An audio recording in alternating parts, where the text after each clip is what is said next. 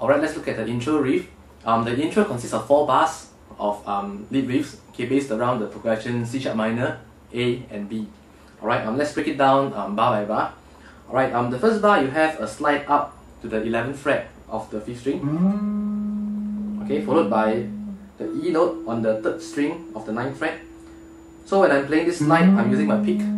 Alright, when I'm hitting the E note, I'm using my ring finger. So I'm using a series of pick and fingers to play, okay, this song. So you have slide up, attack the E string, the E note on the 3rd fret. Sorry, E note on the 3rd string of the 9th fret. And you hit the bass note on the 9th fret of the 6th string, which is your 1, the beat 1 of the first bar. Okay, so the first 2 notes are lead-ins from the 4th beat of the previous bar. So it counts something like this: 1, 2, 3, 4, and 1. Alright, the first bar beginning chord is a C sharp minor. Okay, so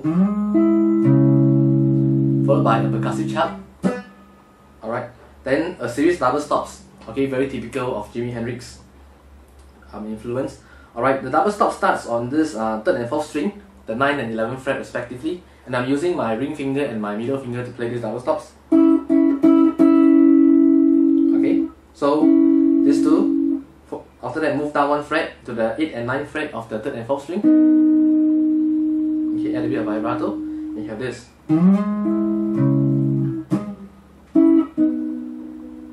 Alright, followed by another two double stops on the 4th and 5th string of the 9th to 11th fret.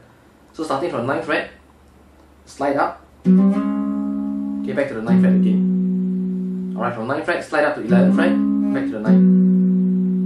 Alright, so you have this.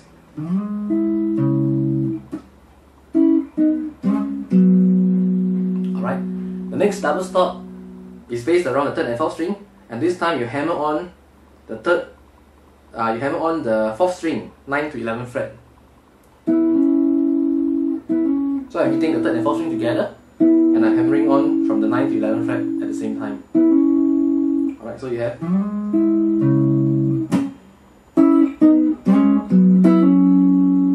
Alright, and then open up.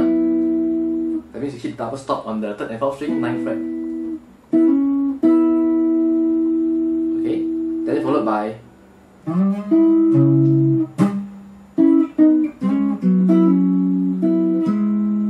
Another double stops on the 4th and 5th string, which is on the 11th and 9th fret respectively.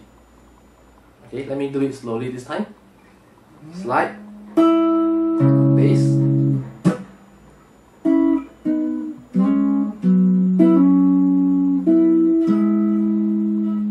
alright, that will finish your first bar of intro riff. Okay, now let's look at the second bar. Okay, let's look at the second bar of the intro riff right now. Again, it's a repeat of the first bar. Alright, everything is the same except the last part. Okay, the 3rd beat onward. Okay, so you have this slide. Same thing, chop.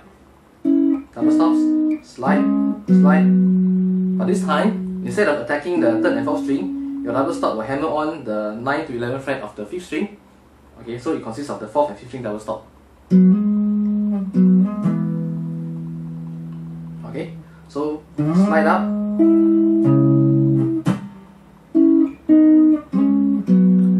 all no change at this point, and then at this part onward, okay, hammer on, release, play double stop on the 9th fret of the 4th and 5th string, and place your little finger on the 12th fret 6th string, your ring finger on the 11th fret 5th string, holding your 9th fret 4th and 5th string, 3rd and 4th string together. Okay, basically an E major triad. Alright. So you have this.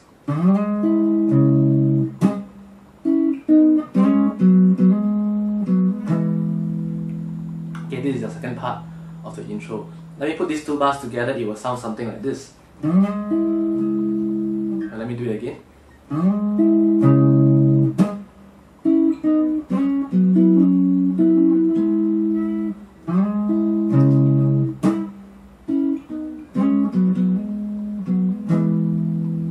Okay, this is the first part. Alright, let's look at the 3rd and the 4th bars of the intro riff. Okay, let's go on to the intro riff on the 3rd and 4th bar. Alright, it's very similar to the first and second bar.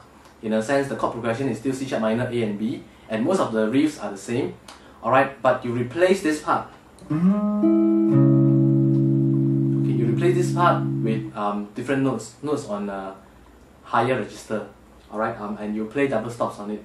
Okay, and there are a few options you can use. Okay, the first one is double stops on the first and second string. Basically, alright, open first string, middle finger on the second string, second fret. Move it up to index finger on the first string, second fret, ring finger on the second string, fourth fret. Move it up to index finger on the first string, fourth fret, middle finger on the second string, fifth fret. So you have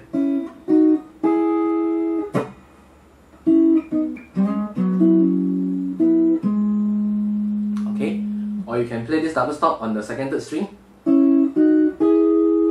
Index finger on the second string, fifth fret, middle finger on the third string, sixth fret. Move it up 2 frets. Alright, and then play a double stop on the 9th fret of the second and third string.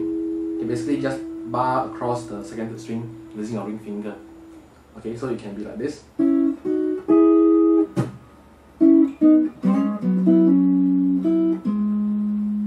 Alright, another option is to use this riff, move it up 1 octave all the way down to the 12th fret and the 14th fret.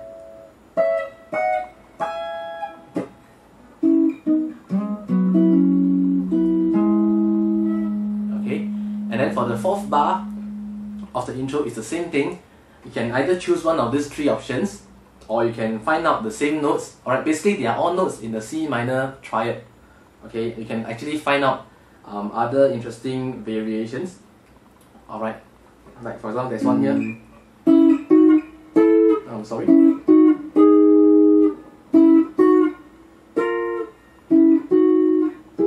Yeah.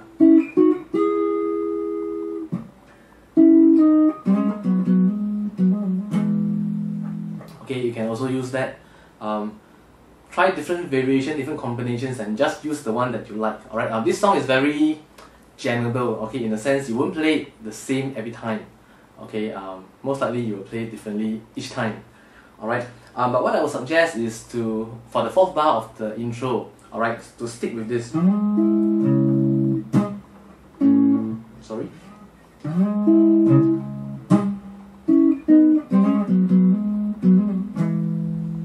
Alright, because there's no other band, and you know, if you just use that high register notes, it sounds a bit thin, okay, in terms of the sound. Alright, unless you got some effects to boost it up.